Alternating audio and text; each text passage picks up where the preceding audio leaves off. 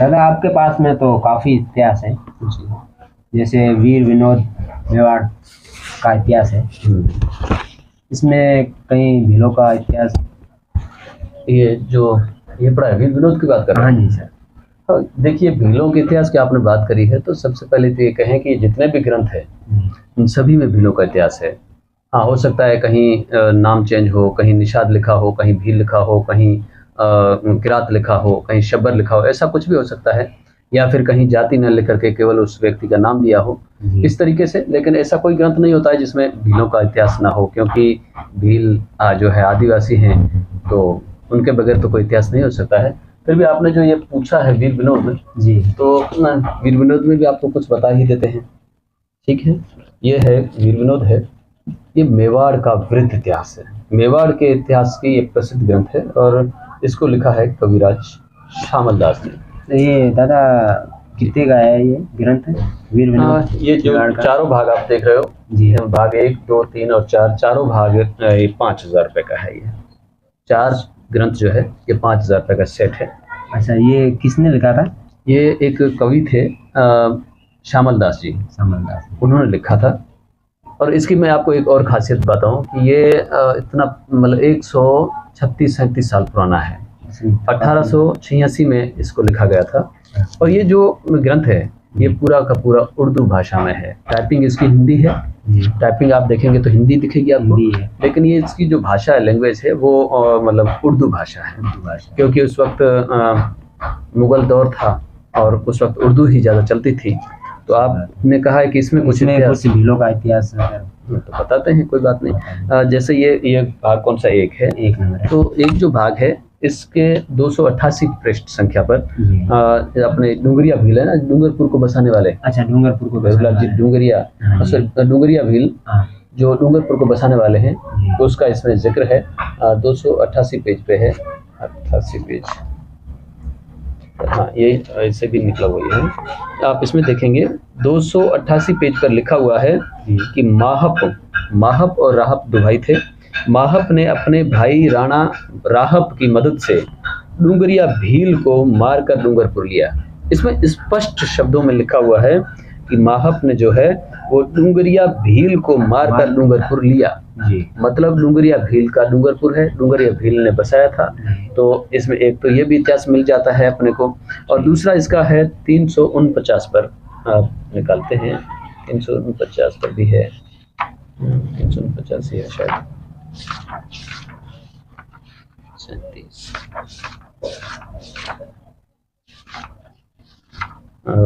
हाँ, इसमें आप देखेंगे तो 349 में लिखा हुआ है, ये पृष्ठ संख्या आपके 349, वीर विनोद भाग पहला। इस पे लिखा हुआ है कि इसके बाद सूरजमल ने वहां से चलने की तैयारी की।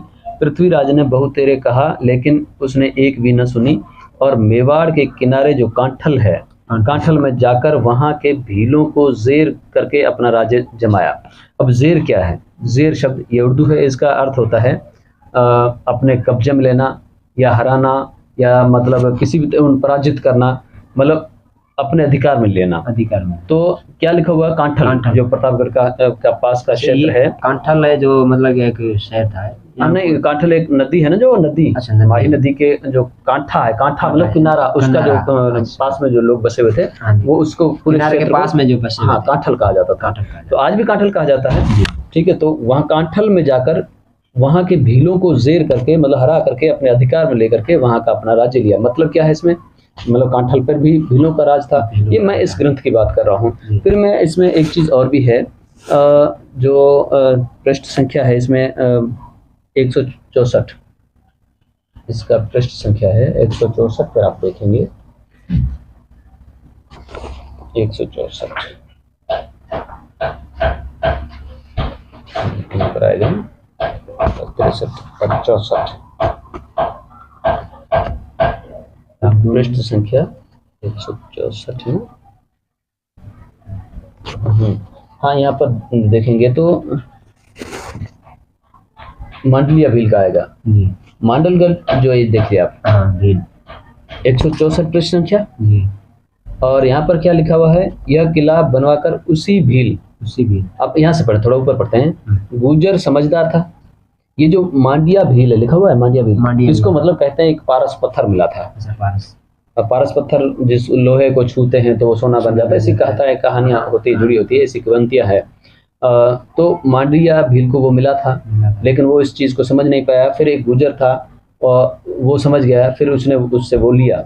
गुजर समझदार था, उसने भील से वो पत्थर ले लिया और यह किला बनवाकर उसी भील मांडिया के नाम पर इसका नाम मांडलगढ़ रखा गया।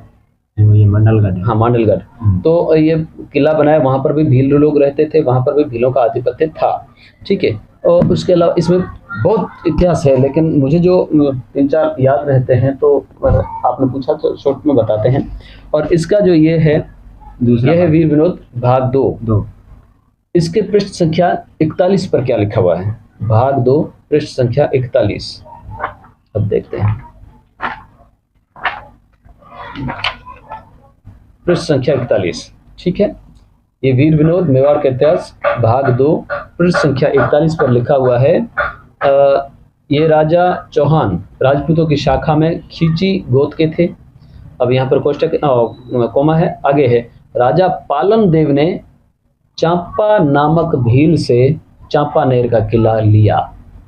जो ये पालन देव है, इसने चांपा नाम के भील से चांपानेर लिया, चांपानेर का किला लिया है। तो मतलब चांपा भील ने जो एक शहर बसाया, वहां पर किला बनाया, वो चांपानेर के नाम से जाना जाता था। फिर इस भील को भी मार करके या हरा करके उन्होंने ये किला लिया। इसी तरीके से बांसिया भील है, आप कोटिया भील, उनको भी कोटिया को भी मार करके कोटा शहर दिया गया। तो ये सारा जो मेवाड़ है, इसमें मेवाड़ का इतिहास, इसलिए मैंने आप मेवाड़ का नाम ले रहा हूँ। मेवाड़ में भी सारा का सारा भीलों का राज था, भीलों के किले थे। फिर अन्य लोगों ने उनको हरा करके इनका जो मतलब किले वगैरह थे वो सारे अपने अधिकार में किया है। तो ये वीर विनोद है। तो आपने कहा, मैं तो कहता हूँ सभी ग्रंथों में, किसी भी अगर प्राचीन ग्रंथों में देखेंगे तो भीलों के अलावा किसी का इतिहास नहीं होगा। भीलों का इतिहास सभी में होता है। धन्यवाद, आपने जो इस वीर विनोद मेवाड़ का इतिहास में भीलों का इतिहास बताया, तो आपका धन्यवाद। और नेक्स्ट वीडियो में फिर मिलते हैं। ये तो धन्यवाद आपका भी है, आप आते हो और इस तरीके से सवाल पूछते हो और वो इतिहास निकलवा करके लोगों के सामने लाते हो, तो ये तो इसके लिए आपको भी धन्यवाद। धन्यवाद दादा।